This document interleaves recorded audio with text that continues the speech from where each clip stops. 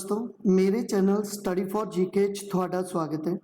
ਅੱਜ ਗੱਲ ਕਰਾਂਗੇ एग्रीकल्चर ਦੇ पार्ट 6 ਤੇ। ਇਸ ਤੋਂ ਪਹਿਲਾਂ ਅਪਲੋਡ ਕੀਤੀਆਂ ਹੋਈਆਂ ਵੀਡੀਓਜ਼ ਨੂੰ ਦੇਖ ਲੈਣਾ ਔਰ ਅਗਰ ਮੇਰੇ ਚੈਨਲ ਸਟੱਡੀ ਫॉर जीके ਨੂੰ ਸਬਸਕ੍ਰਾਈਬ ਨਹੀਂ ਕੀਤਾ ਤਾਂ ਪਲੀਜ਼ ਕਰ ਲਓ, ਬੈਲ ਆਈਕਨ ਨੂੰ ਪ੍ਰੈਸ ਕਰ ਲਓ ਤਾਂ ਜੋ ਅਪਡੇਟ ਸਮੇਂ ਸਿਰ ਮਿਲ ਸਕੇ। ਤਾਂ ਸ਼ੁਰੂ ਕਰਦੇ ਹਾਂ। Word horticulture is derived from, देखो ये जो वर्ड है हॉर्टिकल्चर ये किस भाषा के शब्द तो बने। देखो वर्ड हॉर्टिकल्चर जो है ये बने है लैटिन भाषा के शब्द तो इस क्वेश्चन का राइट आंसर है ए। और लैटिन भाषा के दो शब्दों तो ही हॉर्टिकल्चर की जो है वो उत्पत्ति हुई है और ये दो शब्द किहड़े है तो वो है हॉर्टस जिसका मतलब है गार्डन एंड कल्चरा जिसका मतलब है कल्टीवेशन।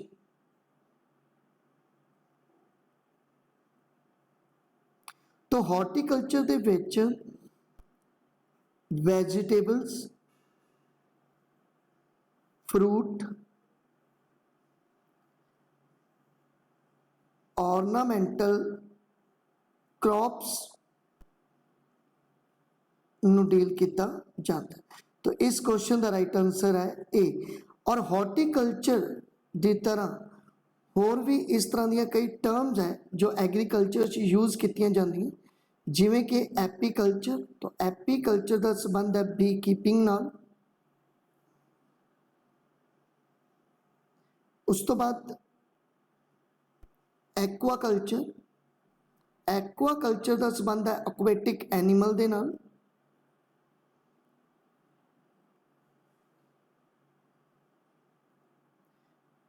उस तो बाद फ्लोरीकल्चर, फ्लोरीकल्चर का संबंध है फ्लावर्स के नाल। Silviculture,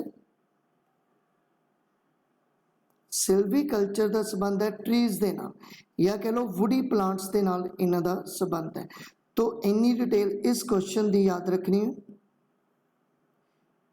pomology is derived from, देखो पोमोलॉजी एक शब्द है जो किस भाषा के शब्द तो बने तो ये लैटिन भाषा के शब्द तो बने और लैटिन भाषा के दो शब्दों तो ही पोमोलॉजी की उत्पत्ति हुई है। और ये केड़े केड़े है, एक है पोमम, पोमम का मतलब होंगे फ्रूट और लॉजी और इसका मतलब है स्टडी।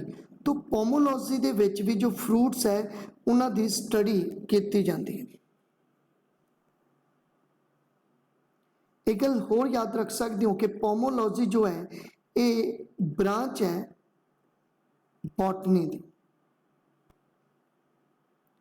तो इस क्वेश्चन का राइट आंसर है A. The parent material transport by gravity is called, देखो जो पेरेंट मटीरियल है इस तो जो सॉयल है, सॉयल का जो हॉरिजोन है ये बनाया जाता है या कह लो कि सॉयल की जो लेयर है वो पेरेंट मटीरियल द्वारा ही बनती है और जिसके विच मिनरल्स वगैरह आ जाते हैं। हुण ये पेरेंट्स मटीरियल जिहड़ा है ये ट्रांसपोर्ट किया जाता है कई तरह नाल, जिवें आइस द्वारा भी, विंड द्वारा भी, वाटर द्वारा भी, ओशन द्वारा भी और ग्रेविटी द्वारा भी ये ट्रांसपोर्ट किया जा सकता है। और उन्होंने पूछा है कि पेरेंट्स मटीरियल जो ग्रेविटी द्वारा ट्रांसपोर्ट होंदा है उसनू की बोलते हैं तो उसनू बोलते हैं कोलोवियम। तो इस क्वेश्चन का राइट आंसर है बी। जलमग्न इज अ वैरायटी ऑफ, देखो जलमग्न जो वैरायटी है एक किसकी वैरायटी है तो जलमग्न डीप वाटर राइस उगाया जाता है। तो जलमग्न जो वैरायटी है वो राइस की ही एक वैरायटी है जो ज़्यादातर जो डीप वाटर के विच ही उगाई जाती है। तो इस क्वेश्चन का राइट आंसर है ए। और अगर तुहानू वीट की जो है वो वैरायटी पूछना तो वीट दियाँ कुछ वैरायटीज जिमें पूजा, तेजस, पूसा, मलवई एंड उजाला। अगर मैं बारले की गल करा तो इस दियां अंबर अते आज़ाद ये दो वैरायटियां, और मेज़ की गल करिए तो इसकी जो वैरायटी है वो है प्रभात। तो इस क्वेश्चन की इन्नी डिटेल याद रखनी है। फैमिली ऑफ राइस इज, तो देखो राइस की फैमिली केड़ी है, देखो राइस की जो फैमिली है वो है ग्रैमनी। तो इस क्वेश्चन का राइट आंसर है बी। और इसे ही फैमिली नूं तुसी ग्रास फैमिली भी बोल सकते हो, क्योंकि ये जो राइस है ये ग्रास फैमिली का ही पार्ट है। ग्रैमनी फैमिली और ग्रास फैमिली इको ही गल है। और ग्रास फैमिली दे विच कुछ होर जो है जिन्ने भी अनाज वगैरह है, जिन्ने भी सिरल वगैरह है, वो भी इस फैमिली का ही पार्ट है। ग्रास खुद जो है, और एक बैम्बू, तो ये भी तुहानू पता ही है कि ग्रास दी ही फैमिली है। तो ये सारे ग्रास फैमिली नाल ही संबंध रखते हैं। Shilajit is a variety belong to, देखो जो शिलाजीत वैरायटी है किस नाल बिलोंग करती है, तो ये सोयाबीन की वैरायटी है। तो इस क्वेश्चन का राइट आंसर है C. Karnal bunt is a disease of, Karnal bunt जिन्हों पार्शियल बंट के नाम नाल भी जाने जाता है, और ये फंगस करके ही, जो फंगस है वो डिसीज है, फंगस करके डिसीज होंगी है। और ये डिसीज होंगी है वीट नूं, और वीट का जो फ्लावर है उस ते ये जो डिसीज है वो होंगी है, जिस करके जो मतलब दाने हैं या कह लो कि जो क्रॉप है वो ब्लैक शेड दी हो जाती है, ब्लैक कलर हो जाता है। तो ये है करनाल बंट जो कि वीट की एक डिसीज है, और ये वीट की जो क्वालिटी है, ठीक है, उसनों रिड्यूस करेगी। तो जो वीट की क्वालिटी है उसनों ये कट कर देंदी हैगी। अ soil having pH 6.0 is called, देखो जो मिट्टी का pH लैवल है 6.0, ये किस दे विच आंदा है। देखो अगर आप गल करिए 7.0 की, तो ये न्यूट्रल, लेकिन अगर 7.0 तो बिलो होएगा जिमें कि 6.0 है, तो इसनों बोलांगे एसिडिक। और जो 7.0 तो अबव होएगा उसनों असी बेसिक या अल्कलाइन बोलते हैं। तो इतने 6.0 है pH लैवल सॉइल का, इस करके ये एसिडिक एसिड होएगी। तो इस क्वेश्चन का राइट आंसर है सी। It is also known as monoculture, single crop grown over a large area। देखो एक लार्ज एरिए ते लैंड ऑफ पैच ते जो एक ही क्रॉप उगाई जाती है उसनों मोनोकल्चर दे विच डील किया जाता है, और इसनों प्लांटेशन क्रॉप भी बोलते हैं। तो इस क्वेश्चन का जो राइट आंसर होएगा वो होएगा प्लांटेशन क्रॉप, जिमें कि टी होगी, कॉफ़ी होगी, ये सारे प्लांटेशन क्रॉप का ही पार्ट है और मोनोकल्चर दे विच आता है। तो इस क्वेश्चन का right answer B. Cultivation of grapes is also known as, देखो कल्टीवेशन जो है ग्रेप्स का इसनों बोलते हैं विटीकल्चर। तो इस क्वेश्चन का राइट आंसर है ए। अगर सेरीकल्चर की गल करिए तो ए जो सिल्क वॉर्म है उस नाल डील करता है, और ये अंदर ही एक मॉरी कल्चर भी होंगे। और मॉरी कल्चर याद रख लो जो रॉ सिल्क है, जो रॉ सिल्क इंडस्ट्री है उहदे नाल डील करता है। हॉर्टिकल्चर बारे आप पढ़ चुके हैं, जिहदे विच फ्रूट, वैजीटेबल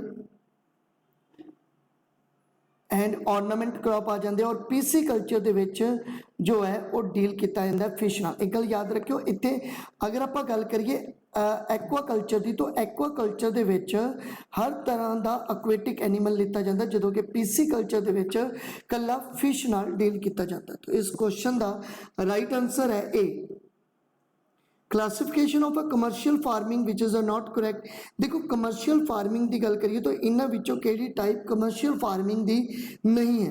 देखो कमर्शियल फार्मिंग के विच 3 टाइप्स यूज की जांदियां, कमर्शियल ग्रेन फार्मिंग होगी, प्लांटेशन फार्मिंग होगी, अते मिक्स फार्मिंग होगी। मल्टीपल फार्मिंग जो है एक कमर्शियल फार्मिंग का पार्ट नहीं हैगा। तो इस क्वेश्चन का राइट आंसर है C. Tea is a dash crop. देखो टी इन्हां विचों केड़ी क्रॉप है? देखो टी जिहड़ी है वो बेवरेज क्रॉप है, मतलब टी जो है वो लिक्विड फॉर्म दे विच कंज्यूम कीती जाती है। तो जो लिक्विड फॉर्म दे विच कंज्यूम किया जाता है कोई भी फूड वो बेवरेज क्रॉप दे विच आंदा, जिवें टी हो गया, कॉफ़ी हो गया। तो इस क्वेश्चन का राइट आंसर है सी फाइबर क्रॉप। तो इन्हां विचों फाइबर क्रॉप किहड़ियां हो सकदियां? तो जूट हो सकता है एंड कॉटन जो है वो भी फाइबर क्रॉप दे विच आंदी है। फूड क्रॉप जिन्ने भी फूड है साडे, जिन्ने भी सैरल्स है वो सारे फूड क्रॉप का ही पार्ट है। और इंडस्ट्रीयल क्रॉप दे विच तुसीं यूज़ कर सकते हो, रबड़ यूज़ कर सकते हो, कॉटन भी एक तरह नाल इंडस्ट्रीयल क्रॉप है। तो ये भी क्वेश्चन बनता है कि फाइबर और इंडस्ट्रीयल क्रॉप जिहड़ी है एक वो कॉटन हैगी है। तो इस क्वेश्चन का राइट आंसर है C soil erosion can be prevent by. देखो जो सॉयल इरोजन है जिन्हें तुसी भूखोर बोल देंगे हो, ये भूखोर नूं रोकिया जा सकता है किवें? देखो भूखोर नूं रोकिया जा सकता है वध तो वध मैक्सीमम प्लांट लगा के, तो गुड प्लांट कवर करके अपने फील्ड नूं, अपने गार्डन नूं इस भूखोर नूं रोकिया जा सकता है। और अगर आप गल करिए माउंटेन्स एरिए की, हिली एरिए की, तो वो जो है वो स्टैप फार्मिंग द्वारा इस भूखोर नूं रोकिया जाता है। The practice of rising plant and animal card. देखो ये क्वेश्चन काफ़ी सौखा पाता। The practice of rising plant और एनीमल नाल रिलेटेड की है? तो वो है एग्रीकल्चर। तो इस क्वेश्चन का राइट आंसर है ए IARI एस्टैबलिश ड्यूरिंग। देखो IARI सब तो पहला तो इसकी फुल फॉर्म ही पता करते हैं। तो इसकी देखो फुल फॉर्म है इंडियन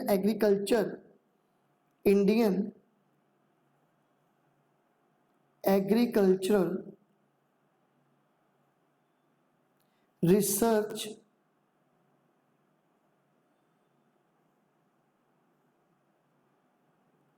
इंस्टीट्यूट। और ये किस दे समय एस्टैबलिश होया? तो ये एस्टैबलिश होया सी लॉर्ड कर्जन दे समय। और कदों एस्टैबलिश होया? तो ये होया सी 1 अप्रैल 1905 दे विच। ये वही डेट है 1905 की, जिस समय लॉर्ड कर्जन ने बंगाल की वंड की सीगी। तो इसका हैडकुआटर, तो इसका हैडकुआटर है न्यू दिल्ली दे विच। और अगर इसके डायरैक्टर पूछ लें तो करंटली इसके जो डायरैक्टर है वो है Ashok Kumar Singh.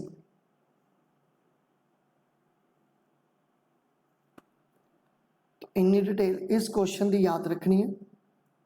Name of the agriculture scientist who won Nobel prize. देखो इन्हां विचों किहड़े साइंटिस्ट जिन्होंने नोबल प्राइज जो है एग्रीकल्चर दे विच मिलिया होया? तो वो है NE बोरलॉग। तो इस क्वेश्चन का राइट आंसर है 2। और इन्हों तुसीं father of the green revolution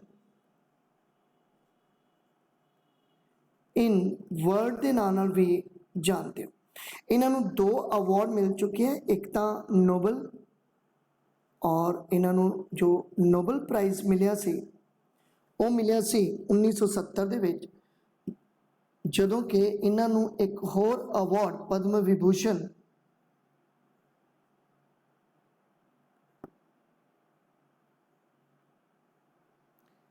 2006 दे विच मिले। और अगर तुहानू पूछा जाए कि इंडियन ग्रीन रेवोल्यूशन जो इंडिया दे विच ग्रीन रेवोल्यूशन होया उसके फादर कौन है? तो उसके फादर ने स्वामी नाथन। तो इन्नी टेल इस क्वेश्चन की याद रखनी है। IIHR stands for. देखो IIHR इसका जो फुल फॉर्म है वो की है? तो इसकी जो एब्रीविएशन है वो है Indian Institute of Horticulture Research. तो इस क्वेश्चन का राइट आंसर है A Indian Institute of Horticulture Research. और ये कदों एस्टैबलिश होया? तो ये फाउंड होया सी 1967 दे विच। और इसका हैडकुआटर है बंगलौर। और एक किसके अंडर फाउंड होया? मतलब अगर गल करिए कि केड़े इंस्टीट्यूट के अंडर ए फाउंड होया? तो ये होया Indian Council of Agriculture research.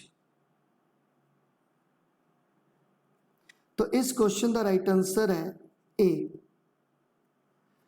Removal of terminal bud in tobacco is called.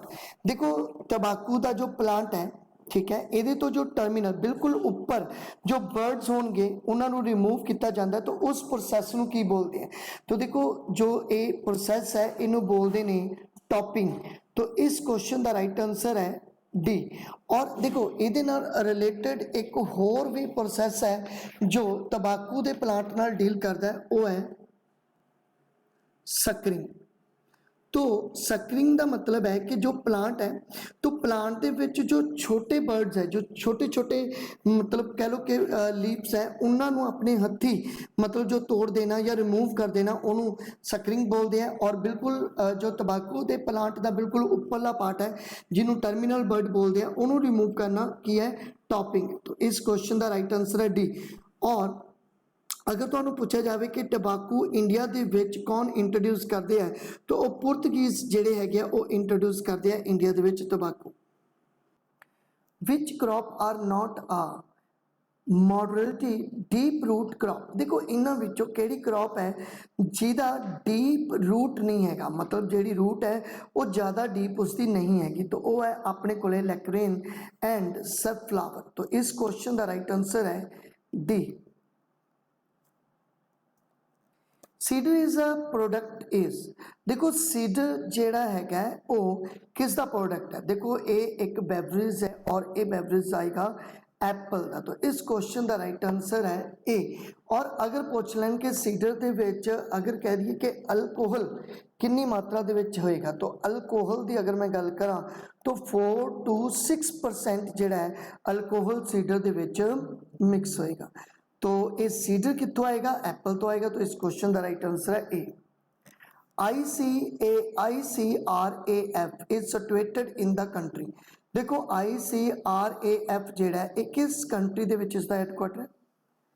तो ICRAF की गल करा तो इसका हैडक्वार्टर है नैरोबी दे विच, और नैरोबी है केनिया दे विच। तो इस क्वेश्चन का राइट आंसर है ए। और इसकी फुल फॉर्म की है? देखो इसकी फुल फॉर्म है the international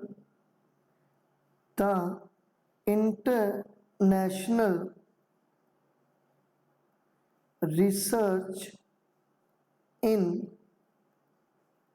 agroforestry.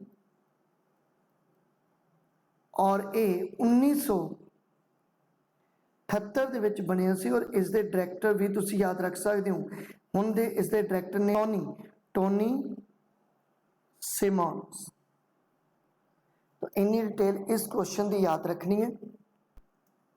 Which of the following is use in tomato sauce. देखो टोमैटो सॉस विच इन्हां विचों किहड़ी चीज़ यूज की जाती है? तो वह है एसिडिक एसिड। तो इस क्वेश्चन का राइट आंसर है ए।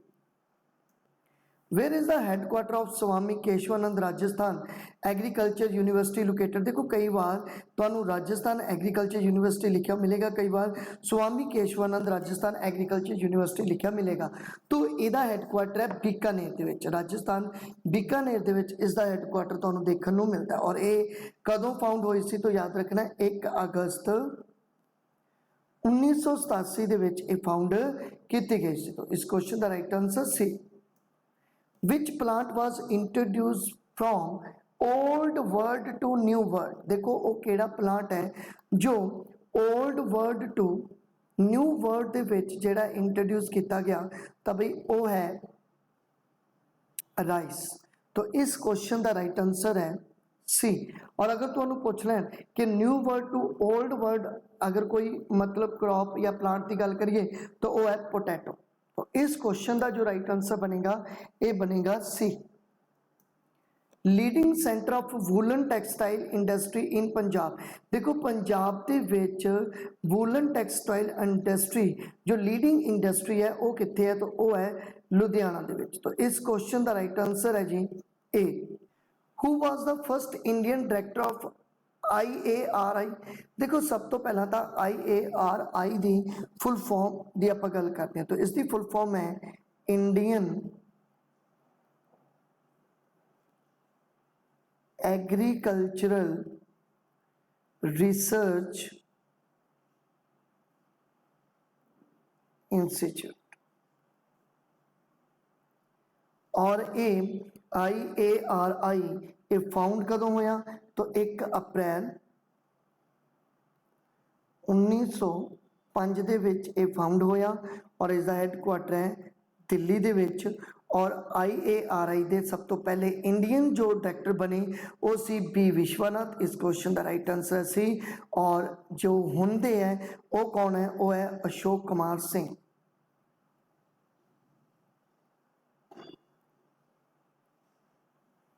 इस क्वेश्चन का right answer C. What is the full form of NBAIR? देखो NBAIR दी फुल फॉर्म की है, तो देखो इसकी फुल फॉर्म है National Bureau of Agriculture Insect Resource. तो इस क्वेश्चन का राइट आंसर सी। और ये इंडिया दे विच इंसैक्ट दी स्टडी करने वाली एक सब तो बड़ी संस्था National Bureau of Agriculture Insect Resource है।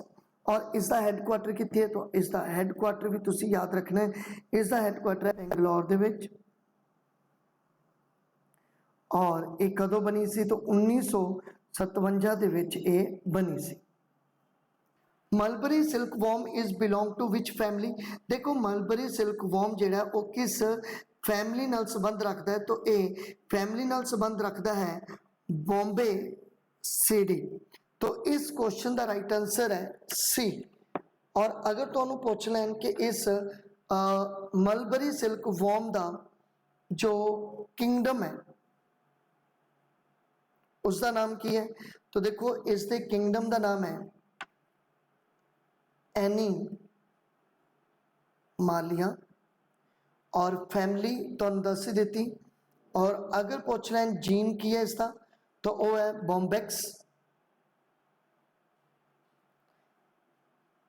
और स्पीसीज पूछ लें, तो इसकी स्पीसीज है मोरी। और इसका जो होस्ट प्लांट है किस प्लांट पे फीड करता है, तो वो है मलबरी। और अगर इसका साइंटिफिक नेम पूछ लें, तो इसका जो साइंटिफिक नेम है वो है बॉम्बेक्स मोरी। तो एनी टेल इस क्वेश्चन की याद रखनी है। Potato tuber mouth is an important pissed off, देखो एक पिस्ट है पोटैटो ट्यूबर माउथ, तो ये किसका पिस्ट है, तो याद रखियो ये पोटैटो का ही पिस्ट है। तो इस क्वेश्चन का राइट आंसर है डी।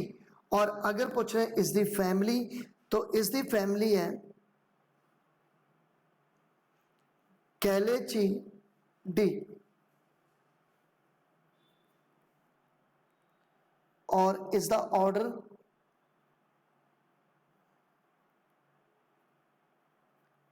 लैपिडोपेट्रा। लैपिडोपेट्रा का मतलब है कि इन्हां दे विंग्स होंगे और ये फ्लाई कर सकते। और इसका जो क्लास है, क्लास तो सिंपल है, यदि जो क्लास है वो इंसेक्टा ही रहेगी। To which group does the lac insect belong? देखो लाख जो है, लाख जो प्रोड्यूस करता है इंसेक्ट, ठीक है, वो किस ग्रुप नाल रिलेट करता है? तो लाख प्रोड्यूस करने वाला इंसेक्ट जो है जिन्होंने लाख इंसेक्ट बोलते हैं, तो ये जो डील करता है ये है होमोपेट्रा दे नाल। तो इस क्वेश्चन का राइट आंसर है सी। तो इसका अगर साइंटिफिक नेम पूछ लें, तो इसका जो साइंटिफिक नेम है वो है लेकिफर लाका। और इसकी फैमिली